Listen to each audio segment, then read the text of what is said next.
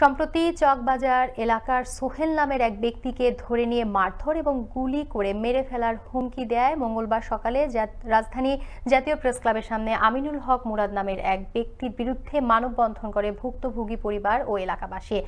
তাদের দাবি, এই আমিনুল হক মুরাদ দীর্ঘদিন ধরে ট্রান্সপোর্ট ব্যবসার আড়ালে সরকার নিষিদ্ধ অবৈধ পলিথিনের কারবার করে আসছে। শুধু তাই নয়, দেশের কোথাও অবৈধ পলিথিনের গাড়ি আটক হলে ওনাদের ভাড়াটিয়ারা সন্ত্রাসীরা স্থানীয় নিরীহ লোকজনকে ধরে নিয়ে তার টর্চার সেলে নির্যাতন করে এবং মিথ্যা মামলা দেয় বলেও এ সময় জানান ভুক্তভোগীরা।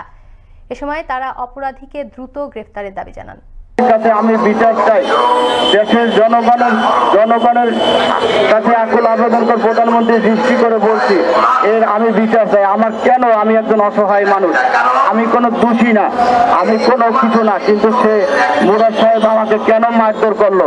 মুরাদ সাহেবের আমি পায়ে পড়লাম, মুরাদ সাহেবকে এত অনুরোধ করলাম, এত কিছু করার পরেও সে আমাকে এইভাবে কেন আমাকে মেরে এইভাবে মেরে আমার হাত পা ভেঙে দিল। দেশের কি কোনো আইন নাই? দেশের কি কোনো বিচার নাই? আজকে যদি কেউ অপরাধী হয়ে থাকে তাহলে তো আইন আছে, আদালত আছে।